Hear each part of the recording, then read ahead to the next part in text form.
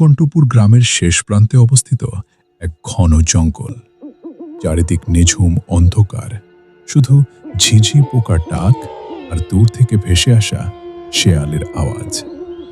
ঘড়িতে তখন রাত ৯টা। জঙ্গলের ঠিক মাঝখানে একটা প্রাচীন ও পরিত্যক্ত গুহার ভেতর মশালের আলো জ্বলছে।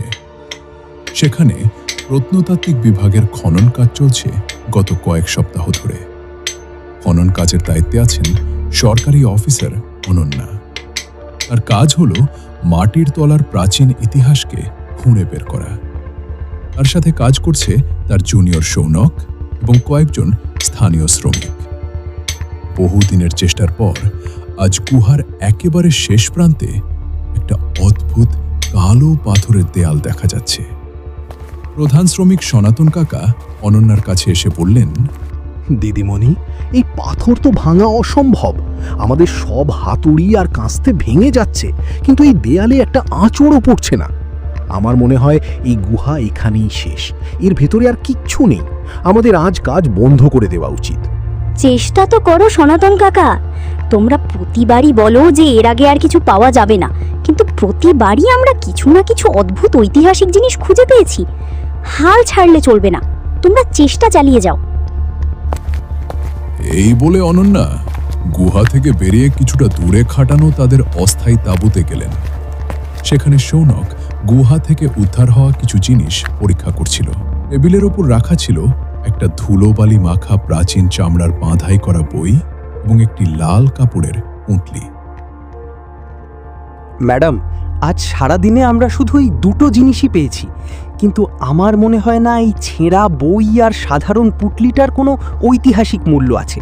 সময় নষ্ট ছাড়া আর কিছুই নয়। তুমি কি এই বইয়ের লিপির ব্যাপারে কোনো খোঁজ পেলে? আমাদের চেনা কোনো ভাষার সাথে মিলছে? আমি দেশের বড় বড় লিপি বিশেষজ্ঞ এবং ইতিহাসবিদদের এই বইয়ের ভেতরের পাতার ছবি তুলে পাঠিয়েছি, কিন্তু আশ্চর্যের বিষয় হলো এখনো পর্যন্ত কেউ এই ভাষা ডিকোড করতে পারেনি। কেউ বুঝতেই পারছে না এটা কোন যুগের লিপি। যে বইয়ের ভাষা দেশের বড় বড় গবেষকরা উদ্ধার করতে পারছেন না, সেটাকে তুমি বলছো মূল্যহীন? শোনক, আমার মনে হচ্ছে আমরা খুব বড় এবং রহস্যময় কোনো ইতিহাসের দোরগোড়ায় দাঁড়িয়ে আছি।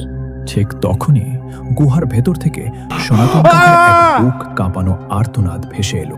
অনন্যা এবং সৌনক চমকে উঠে হাতের কাজ ফেলে তীব্র গতিতে গুহার দিকে ছুটে গেলেন। গুহার ভেতরে ঢুকে তারা দেখলেন সেই শক্ত কালো পাথরের দেয়ালটা নিজে থেকেই ভেঙে গেছে। ভাঙা দেয়ালের ঠিক পেছনে পাথরের বেদির ওপর একটা বিশাল আকৃতির প্রাচীন কাঠের কফিন রাখা আছে। ম্যাডাম, আমি আর এক মুহূর্ত এখানে থাকবো না। এই কফিনের ভেতরে নির্ঘাত কোনো মরা আছে। আমার মনে হচ্ছে এই জায়গাটা অভিশপ্ত। চলুন এখান থেকে এখনই বেরিয়ে যাই। হ্যাঁ ম্যাডাম, আমারও খুব ভয় লাগছে। এই জায়গাটা একদম স্বাভাবিক মনে হচ্ছে না। আমার মনে হয় আজ রাতের জন্য এখানকার কাজ বন্ধ করে ক্যাম্প গুটিয়ে চলে যাওয়াই ভালো হবে। ভীতু কোথাকার, একটু বুদ্ধি খাটাও। কোনো সাধারণ মৃতদেহকে কেউ এত বড় গুহার ভেতর পাথরের দেয়াল তুলে লুকিয়ে রাখে? এর ভেতরে কোনো প্রাচীন গুপ্তধন বা মূল্যবান রাজকীয় গয়নাও থাকতে পারে। সনাতন কাকা, ভয় পেও না, কফিনের ঢাকনাটা সরাও। ভয়ে ভয়ে সনাতন কাকা কফিনের ভারী কাঠের ঢাকনাটা সরাতেই ভেতর থেকে এক তীব্র শ্বাসরোধকারী পচা লাশের গন্ধ ছিটকে বেরোলো। তারা দেখল কফিনের ভেতরে একটা আস্ত মানুষের শুকনো কঙ্কাল। সনাতন কাকা ও বাকি শ্রমিকরা আর দাঁড়িয়ে না থেকে গুহা থেকে দৌড়ে পালালেন। অনন্যাও কিছুটা থমকে গেলেন, কিন্তু ঠিক তখনই কফিনের ভেতরে সেই শুকনো হাড়গুলো নিজে থেকেই আচমকা একটা অদ্ভুত লালচে বেগুনি আলোয় জ্বলতে শুরু করলো। যেন সেই মৃত হাড়গুলোর মধ্যে কোনো শক্তিশালী অপার্থিব শক্তির সঞ্চার হচ্ছে। ম্যাডাম, এ তো জ্যান্ত হয়ে উঠছে, পালান! সৌনক ভয়ে অনন্যাকে ফেলে গুহার বাইরে দৌড়ে পালালো, কিন্তু অনন্যা সম্মোহিতের মতো সেখানে দাঁড়িয়ে রইলেন। হঠাৎ করে সেই কঙ্কালের বুকের খাঁচা থেকে একটা তীব্র কালো ধোঁয়া তীব্র বেগে ছিটকে বেরোলো। সেই শক্তিটি অনন্যাকে স্পর্শ না করে তীব্র গতিতে নীলকণ্ঠপুর গ্রামের দিকে উড়ে চলে গেল। তারপরেই কঙ্কালের আলো নিভে গেল এবং সেটি শান্ত হয়ে গেল। সেই অভিশপ্ত কালো শক্তির কুণ্ডলীটি তীব্র গতিতে গ্রামের বাতাসে মিশে গেল। গ্রামের এক প্রান্তে একটা সাধারণ বাড়িতে সাবিরা নামের এক নারী তার স্বামী রাজীবের সাথে তীব্র ঝগড়া করছিল। পাশের বাড়ির কমলার স্বামী কমলাকে নতুন গয়না কিনে দিয়েছে, আর তুমি আমাকে এখনো একটা সাধারণ শাড়িও কিনে দিতে পারলে না। কেমন স্বামী তুমি! আহা সাবিরা, তুমি তো জানো আমার ব্যবসায় কত বড় ক্ষতি হয়ে গেছে। ঘরে খাওয়ার চাল বাড়ন্ত, আর এই সময়ে তুমি শাড়ির আবদার করছো। তোমার মতো অপদার্থকে বিয়ে করে আমার জীবনটাই কয়লা হয়ে গেছে। আমি কিচ্ছু জানি না। কাল বিকালের মধ্যে যদি আমার ঘরে নতুন দামি শাড়ি না আসে, তবে আমি নিজের জীবন শেষ করে দেব। কথাগুলো বলে সাবিরা বিছানায় শুয়ে গায়ের ওপর চাদরটা মুড়ি দিল। রাজীবের বুকটা অভিমানে আর রাগে ফেটে যাচ্ছিল। সে অশান্ত মন নিয়ে ঘর থেকে বেরিয়ে রাতের অন্ধকারে গ্রামের কাঁচা রাস্তায় একা একা হাঁটতে লাগলো আর নিজেকে বলতে লাগলো, জীবনটা আমার শেষ হয়ে গেল। শুধু শাড়ি, গয়না আর টাকা, এর বাইরেও কোনোদিন ভালোবাসতে শিখল না। আমি আর কখনো ওই বাড়িতে ফিরব না। ঠিক তখনই পেছন থেকে এক মিষ্টি মোহময়ী নারীর কণ্ঠস্বর ভেসে এলো। যদি জীবনটা এতই নরক মনে হয়, তবে তাকে ধাক্কা দিয়ে ফেলে দাও না কেন? নিজের জীবন কেন নষ্ট করছো? আপনি কি এত রাতেই রাস্তায় একলা কেন? আমার নাম চন্দ্রলেখা। আমি তোমার মতোই এক অভাগী, যে নিজের স্বামীর চাঁতাকলে পিষ্ট। আমরা চাইলে একে অপরের দুঃখ ভাগ করে নিতে পারি। এসব শুধু সিনেমাতেই ভালো লাগে। আমি তো এখনো আমার স্ত্রীর সুবুদ্ধি ফেরার অপেক্ষায় আছি। তা আপনি এত রাতে কোথায় যাবেন? আমি কি আজ রাতে তোমার বাড়িতে থাকতে পারি? বাইরে খুব ঠান্ডা। এত সুন্দরী একজন অজানা মেয়ের মুখে এমন সোজাসুজি প্রস্তাব শুনে রাজীব তার রূপের মোহে পড়ে পরজি হয়ে গেল। সে চুপচাপ চন্দ্রলেখাকে নিয়ে নিজের বাড়ির ভেতর ঢুকল। ভেতরে ঢোকার সময় চন্দ্রলেখার ঠোঁটে এক ভয়ানক হাসি ফুটে উঠেছিল। ওই কোণের ঘরটা খালি আছে, আপনি ওখানে রাতটা কাটাতে পারেন। কথাটা শেষ হতে না হতেই চন্দ্রলেখা তীব্র গতিতে সেই ঘরের ভেতর ঢুকে ভেতর থেকে দরজাটা সজোরে বন্ধ করে দিল। রাজীব একটু হকচকিয়ে গেল। কি হলো? এত তাড়াহুড়ো করে ভেতরে ঢুকে দরজা বন্ধ করলেন কেন? আমি কি ঘরে ঢুকতে মানা করেছিলাম নাকি? ভেতর থেকে কোনো সাড়া শব্দ এলো না। রাজীবের সন্দেহ হয় সে জোরে ধাক্কা দিতেই দেখে দরজাটা খোলাই ছিল। সে ঘরের ভেতর ঢুকে দেখল ঘরটা সম্পূর্ণ শূন্য, কেউ কোথাও নেই। এদিকে গ্রামের অন্য একটি পাড়ায় রাবেয়া নামের এক গৃহবধূ তার লাল রঙের একটি নতুন শাড়ি পরে আয়নার সামনে সেজেগুজে দাঁড়িয়েছিল। বাহ, এই লাল শাড়িটায় তোমাকে ঠিক আকাশের পরীর মতো লাগছে। ধ্যাত, কি যে বলো না। শাড়িটা সুন্দর তাই ভালো লাগছে। তুমি হাত মুখ ধুয়ে এসো, আমি রাতের খাবারটা বেড়ে দিই। মনীষ বাথরুমে ঢুকতেই বাড়ির সদর দরজায় সজোরে কেউ আঘাত করতে লাগলো। রাবেয়া অবাক হয়ে ড্রয়িং রুমে এসে দরজাটা খুলল। সামনে দাঁড়িয়ে আছে সাবিরা, কিন্তু সাবিরার চোখ দুটো কেমন যেন স্থির।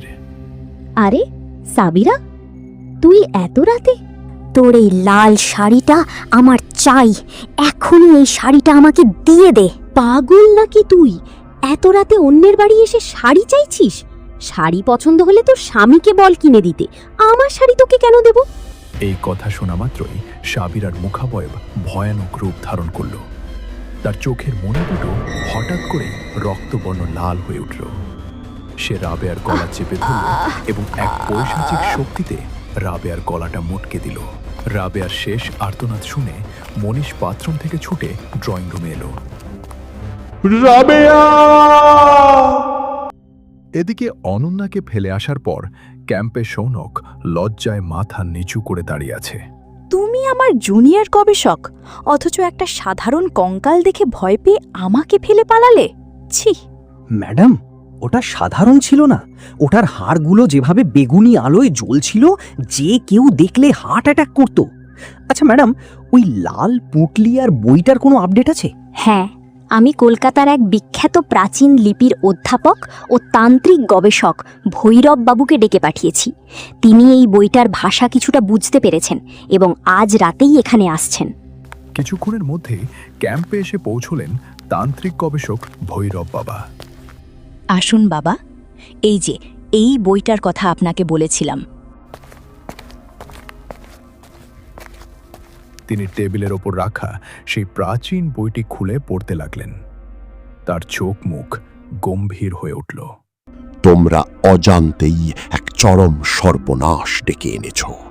এই বইয়ে যা লেখা আছে তা শুনলে তোমাদের রক্ত হিম হয়ে যাবে। কি লেখা আছে বাবা এতে? কার কঙ্কাল ওটা? আজ থেকে প্রায় ১৫০০ বছর আগের ঘটনা।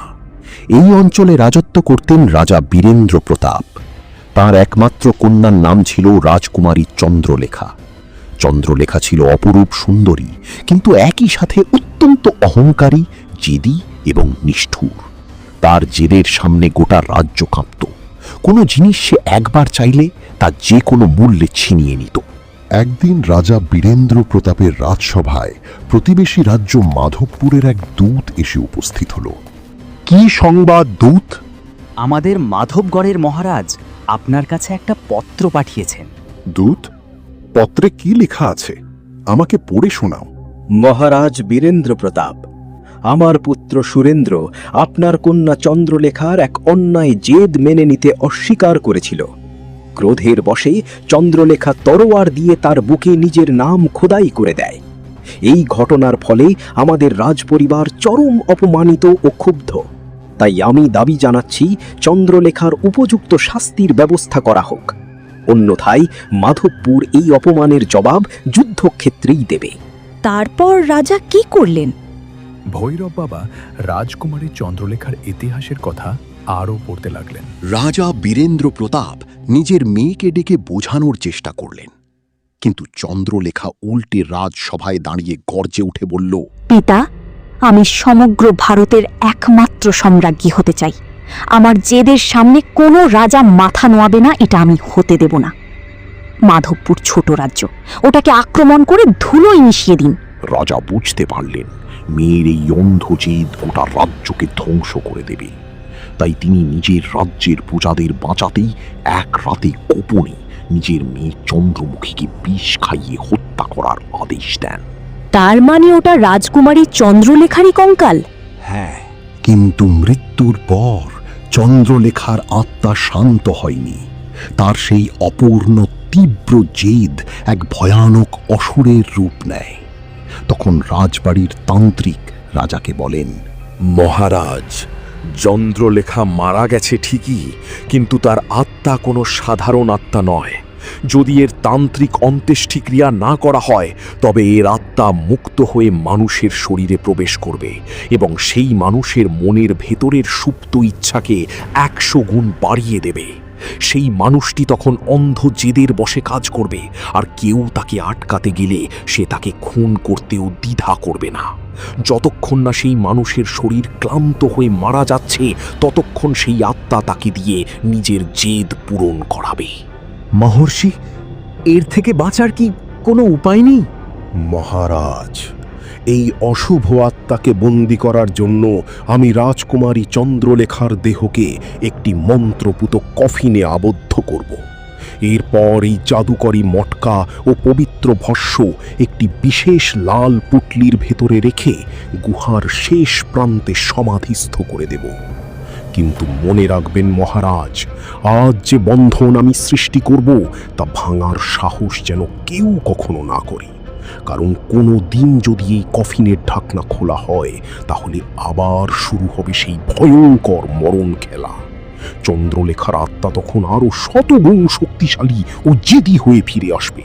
সে মানুষের শরীরে প্রবেশ করবে এবং তার মনের সবচেয়ে প্রবল ইচ্ছা, শখ কিংবা দুর্বলতাকে অভিশাপে পরিণত করবে।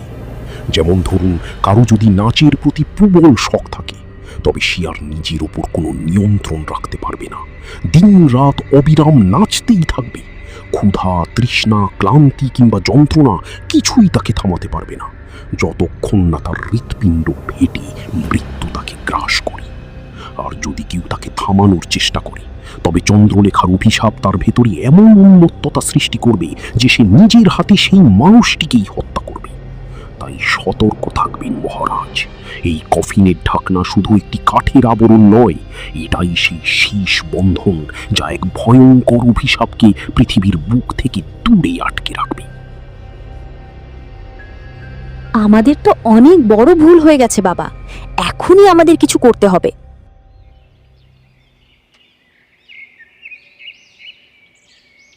পরদিন সকালে গ্রামের অন্য প্রান্তে ভুবন নামের এক কঠোর পরিশ্রমী কৃষক তার স্ত্রী পারুলকে ডেকে বলল, পারুল, সকালের খাবারটা তাড়াতাড়ি দাও, আমাকে আজ পুরো 10 বিঘা জমিতে একাই লাঙল দিতে হবে। কি গো, তুমি তো রোজ সকাল 6টায় যাও আর সন্ধ্যায় ফেরো, আজ এত ভোর 4টের সময় মাঠে যাওয়ার কি দরকার? শরীর খারাপ করবে তো। আমার আরও কাজ করতে হবে, গ্রামের সব ফসল যেন আমার মাঠেই ফলে, আমি দিন রাত মাঠেই কাটাবো। ভুবন খাবার না খেয়েই মাঠে চলে গেল। দুপুর গড়িয়ে বিকেল হলো, বিকেল গড়িয়ে রাত হলো, কিন্তু ভুবন বাড়ি ফিরল না। পারুল চিন্তিত হয়ে লণ্ঠন হাতে মাঠের দিকে রওনা দিল। মাঠে গিয়ে সে দেখল ঘুটঘুটে অন্ধকারের মধ্যে ভুবন একা একাই কোদাল কুপিয়ে চলেছে।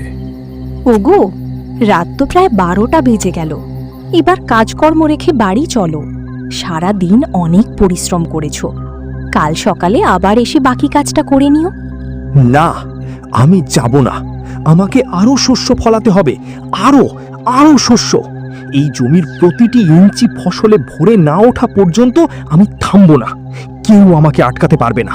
ঠিক তখনই মাঠের ঝোপ থেকে একটা হিংস্র বুনো সিংহ ভুবনের দিকে তেড়ে এলো। পারুল ভয়ে চিৎকার করে উঠল, কিন্তু ভুবন বিন্দু মাত্র ভয় না পেয়ে সে সিংহটাকে মেরে ফেলল। সিংহটা মারা যাওয়ার পরও ভুবন তার লাশে লাথি মারতে মারতে বলতে লাগলো, আমার ফসলের ক্ষতি করতে এসেছিস, তোকে মেরেই ফেলবো। পারুল দেখল অন্ধকারের মধ্যে তার স্বামীর চোখ দুটো রক্তবর্ণ লাল হয়ে জ্বলছে। পারুল ভয়ে গ্রামের দিকে দৌড় দিল। পরদিন সকালে অনন্যা, সৌনক এবং ভৈরব বাবা নীলকণ্ঠপুর গ্রামে পৌঁছলেন। সেখানে গ্রামের মোড়ল অবিনাশবাবু এবং সমস্ত গ্রামবাসী জড়ো হয়েছিল। সবার চোখে মুখে চরম আতঙ্ক। কি হয়েছে মোড়ল মশাই? আপনাদের সবাইকে এত উদ্বিগ্ন দেখাচ্ছে কেন? বাবা মশাই, আমাদের গ্রামে যেন কোনো অশুভ শক্তির ছায়া নেমে এসেছে। পরশু রাতে সাবিরা নামে এক মেয়ে সামান্য একটা শাড়ির জন্য নিজের প্রতিবেশী রাবেয়াকে খুন করেছে। আর গত রাতে ভুবন নামে এক চাষি এমন কাণ্ড ঘটিয়েছে যা ভাবলেও গা শিউরে ওঠে। সে খালি হাতে একটা আস্ত সিংহকে মেরে ফেলেছে, তারপর উন্মাদের মতো নিজের স্ত্রী পারুলকে হত্যা করতে উদ্যত হয়েছিল। গ্রামের মানুষ ভয়ে ঘর থেকে বেরোতে পারছে না বাবা মশাই। কার মনে কখন কি জেদ চেপে বসবে আর কে কার ক্ষতি করবে কেউ জানে না। আপনি বলুন, আমরা এখন কি করব? এই অমঙ্গল থেকে আমাদের গ্রামকে কিভাবে রক্ষা করব? মোড়ল মশাই, এই ভয়াবহ ঘটনার জন্য আমিই দায়ী। আমার ভুলের কারণেই এই অশুভ শক্তি আবার মুক্ত হয়ে গেছে। কয়েকদিন আগে গুহার গভীরে অনুসন্ধান করতে গিয়ে আমরা অজান্তেই একটি প্রাচীন কফিনের সিল ভেঙে ফেলি। সেই কফিনে বন্দী ছিল এক জেদি রাজকুমারীর অভিশপ্ত আত্মা। এখন সেই আত্মা গ্রামের মানুষের শরীরে প্রবেশ করছে এবং তাদের সাধারণ ইচ্ছা, শখ আর আকাঙ্ক্ষাগুলোকে ভয়ঙ্কর উন্মাদনায় পরিণত করছে। তার মানে আমাদের গ্রামের এই সর্বনাশের জন্য আপনারাই দায়ী? আপনাদের এই খোঁজাখুঁজি, গবেষণা আর রহস্য উন্মোচনের নেশার ফলেই আজ আমাদের গ্রামের মানুষ একে একে মারা যাচ্ছে। শান্ত হন মোড়ল মশাই, এখন ঝগড়া করার সময় নয়। চন্দ্রলেখার মূল আত্মা এখনো কোনো নির্দিষ্ট শক্তিশালী শরীরে স্থায়ী আশ্রয় খোঁজেনি। সে শুধু মানুষের উপর নিজের প্রভাব বিস্তার করছে। আমাদের এখন ওদের সেই প্রভাব থেকে মুক্ত করতে হবে। ভৈরব বাবা প্রথমে সাবিরার বাড়িতে গেলেন। তারা দেখলেন সাবিরা গোটা ঘর এলোমেলো। সাবিরা ঘরের কোণে বসে অদ্ভুত হাসছিল।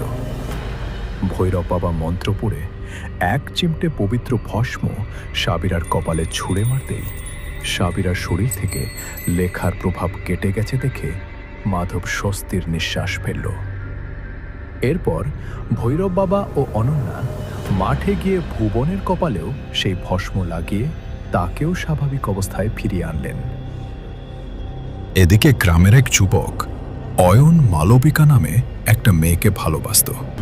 সে রাস্তা দিয়ে যাচ্ছিল, তখনই চন্দ্রলেখার আত্মা সরাসরি তার শরীরে প্রবেশ করল।